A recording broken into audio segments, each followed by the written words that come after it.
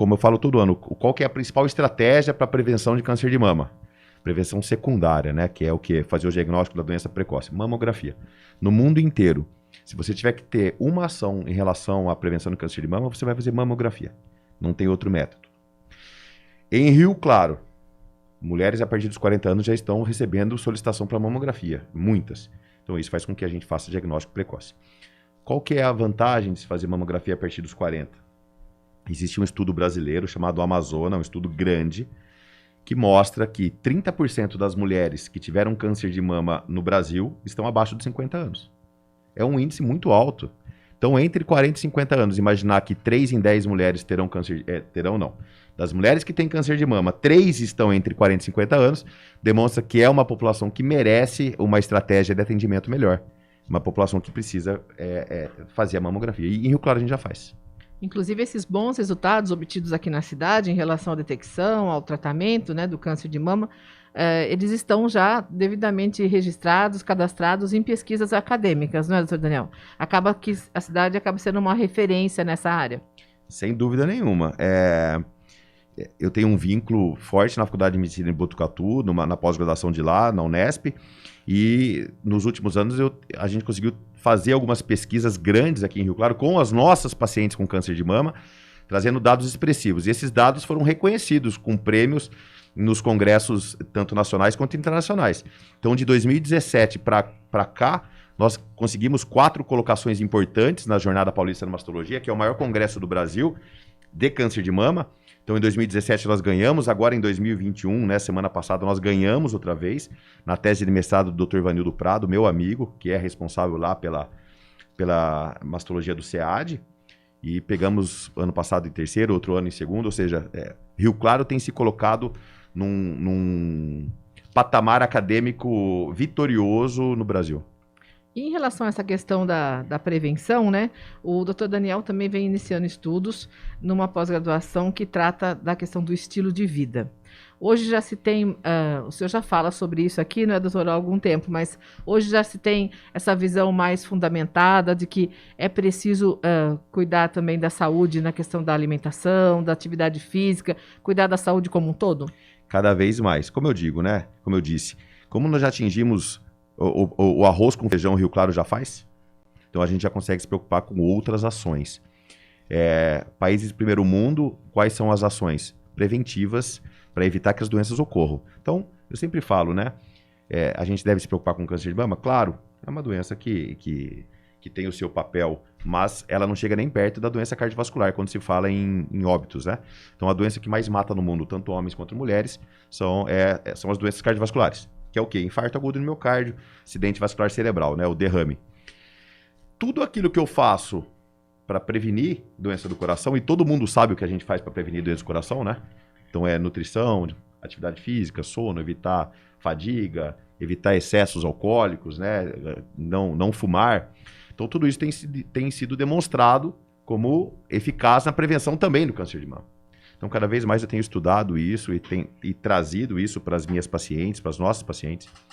Mesmo mulheres tratadas de câncer de mama, o risco cardiovascular é muito grande. Para você ter uma ideia, Carla, no meu doutorado eu comparei mulheres tratadas de câncer de mama com mulheres sem câncer de mama. Esse grupo de mulheres tratadas foi um grupo que teve muito mais doença cardiovascular que o outro.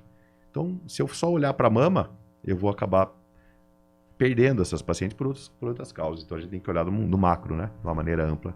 Temos algumas perguntas chegando aqui. Ouvinte perguntando sobre a questão do toque, né, do exame que a gente pode fazer em casa. O senhor falou sobre a importância da mamografia. Ele deve continuar sendo feito em casa, essa observação das mamas? Quando eu comecei as minhas palestras de Outubro Rosa, há 12 anos, eu falava que eu tinha pavor do exame de toque, né? Porque, não que eu tenha pavor do exame, mas ele nunca na vida deve ser substituído pela mamografia. Então... Mas depois você vai amadurecendo, né? Então hoje o meu discurso é o seguinte, né? Para quem perguntou. O autoexame das mamas é fundamental, mensalmente. Para todas as mulheres a partir dos 20 anos, uma vez por mês palpar as próprias mamas, para que elas conheçam a anatomia da sua mama. Saber que hoje ela está assim, amanhã ela está assado, que do dia para a noite apareceu uma bolinha ali, opa, deve ser um cisto, não deve ser nada, né? Então elas devem fazer. Sempre no período pós-menstrual. Para as mulheres que não menstruam mais, uma vez por mês, data fixa. Todo dia 10, por exemplo. Agora, junto com isso, mamografia anual a partir dos 40 anos. Então, essa somatória faz com que a prevenção se eleve a outro nível, né? Então, os dois precisam ser feitos juntos.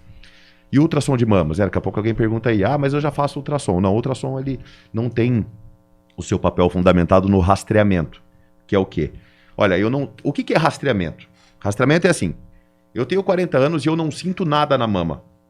Eu fiz meu autoexame todos os meses e eu não sinto nada. Então, você tem que rastrear. Então, você é uma mulher que não tem nada, que é assintomática, então você vai fazer mamografia. Se você tem abaixo de 40 anos, você não tem indicação de fazer mamografia e nem ultrassom. Para que serve o ultrassom? O ultrassom serve para complementar a mamografia quando necessário ou para indicações médicas bem precisas. Então, eu quero investigar uma área palpável, eu peço um ultrassom. Mas o ultrassom não substitui a mamografia.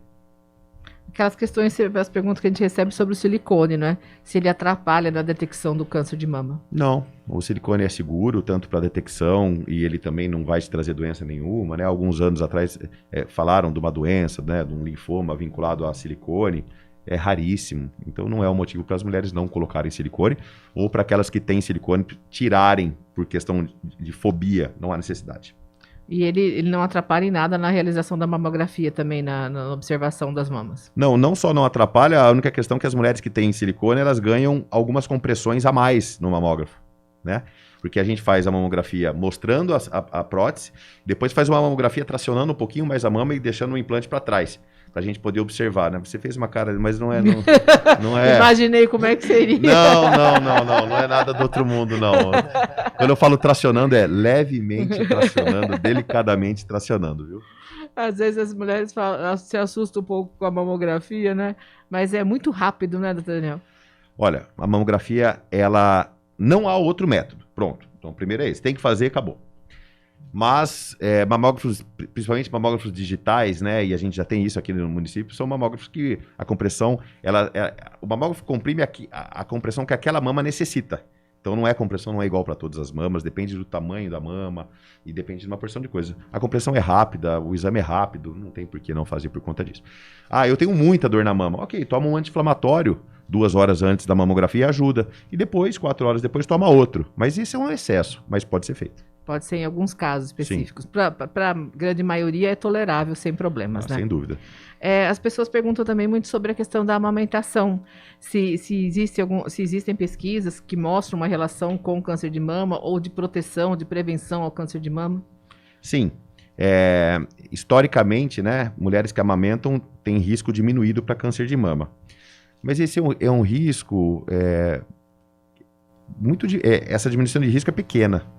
Não é o motivo para que a gente tome alguma providência. Eu amamentei, então eu não preciso prevenir. Não. A amamentação diminui o risco, mas isso são dados históricos, né? Não são dados que na prática a gente vê. Então, a preocupação da mulher tem que ser o seguinte, qual que é a lição de casa? Como eu evito ter o câncer de mama? Quais são as medidas eficazes que eu tenho? Evitar a obesidade. Mesmo para mulheres que não são obesas, já trabalhos comprovando que a alimentação com excesso de açúcar também aumentam o risco para câncer de mama. Atividade física de 150 a 300 minutos por semana. Como que é essa atividade física? 30 minutos por dia de atividade física aeróbica. Então, de segunda a sexta, nós vamos ter 150 minutos, associados a 2 sessões de massa. Então, musculação, pilates, exercícios que vão tratar a massa muscular. Então, isso de 150 a 300. Então, vamos lá. Dieta, evitar a obesidade e atividade física. Autoexame mensal, mamografia a partir dos 40. Se fizer isso, a gente diminui o risco para ter câncer de mama e mesmo que você tenha, fazendo a mamografia, o diagnóstico vai ser precoce. Então a gente consegue cercar de todas as maneiras, entendeu? Cigarro e álcool são agravantes? Sim. O álcool, o cigarro sempre. Ponto. Uma frase do Dr. Jair, né? Pneumologista, que é o diretor da faculdade, meu amigo. É uma frase clássica de não há níveis seguros para cigarro. Então não há. Um cigarro é prejudicial, ponto. Álcool. Existem níveis seguros? Sim, existem. Pela Organização Mundial da Saúde, para homens, 2 doses, em até 2 doses por dia, mulheres até 1 dose por dia. Não estou incentivando as pessoas a consumirem 2 doses por dia. Não. O consumo de álcool diário ele é prejudicial por N maneiras e não cabe a gente ficar chover no molhado. Mas existem índices seguros. Se você for beber, aos finais de semana, mulheres se restringem a 1 dose, ou seja, 1 taça de vinho, 1 cerveja, 1 caipirinha, é isso. E homens, o dobro. Isso não aumentaria o risco significativamente. A questão é que as pessoas não param por aí, né? Então, dificilmente você para e junto com a bebida, daí vem o excesso de consumo de alimento e daí é uma bola de neve que a gente sabe como funciona. As pessoas perguntam às vezes, se eu mantiver uma dieta controlada, saudável ao longo da semana, nas atividades físicas, se pode extrapolar no fim de semana ou não, né? O problema é o seguinte, depende do quanto você extrapola, né? Porque muitas vezes a balança nos mostra, né? Durante a semana você perde meio quilo, no final de semana você ganha meio quilo, na segunda-feira você está na mesa. Então você não sai, não sai do Não lugar, faz né? efeito, né? Não faz.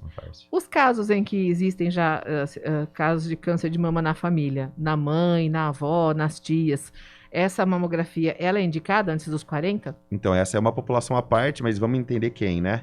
Se você teve alguém na família com câncer de mama muito precoce, então abaixo dos 40 anos, tumores, histórias muito trágicas. Olha, minha mãe teve câncer de mama aos 38 anos, faleceu aos 41 anos, aquelas coisas que não é comum. Também não quer dizer que quem vai ter câncer de mama aos 40 anos vai ter esse histórico, tá? Eu tenho N pacientes abaixo de 40 anos que estão ótimos, nunca mais tiveram nada.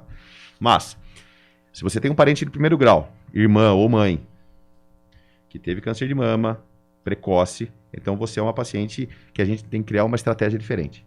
Não existe essa estratégia para falar na rádio. Cada paciente é uma estratégia diferente. Então cada paciente tem um histórico e a estratégia tem que ser criada para ela. Antigamente se falava, começa a mamografia aos 35, mas hoje a gente sabe que, olha, procure um mastologista e nós vamos criar uma estratégia. Talvez para você seja uma mamografia precoce ou aí evolui até chegar no teste genético, até evoluir para uma cirurgia redutora de risco, mas aí são questões bem particulares. É importante fazer o acompanhamento, né? Ter um acompanhamento médico. Se você tem um histórico para câncer de mama, de primeiro grau, não é a sua avó, não é a sua tia, avó, não é a prima do primo, não. Se você tem mãe ou irmã com câncer de mama, vale a pena procurar um mastologista e a gente traçar o risco. E acompanhar, né? Sim. Ouvinte aqui perguntando se atinge somente as mulheres o câncer de mama. Não, 1% dos casos são casos masculinos, né? Esse dado de 1% eu duvido um pouco, né? Porque eu acho que eu tenho aqui em Rio Claro 3 homens com câncer de mama que eu tive e tenho muito mais do que 300 pacientes. Então não é um índice tão... Eu não acho que seja 1%, acho que é menos, mas 1%. A gente se preocupa com os homens? É claro que sim, a gente se preocupa com todo mundo. Mas não vale a prevenção, porque o homem, como ele não tem mama, ele tem muito pouco, quando surge ele sente. Percebe uma alteração. Ou pela retração do mamilo, né, do bico do peito, ou porque é uma área palpável, e daí ele procura. Importante salientar, 99% dos homens que têm nódulo na mama não é câncer de mama, é ginecomastia.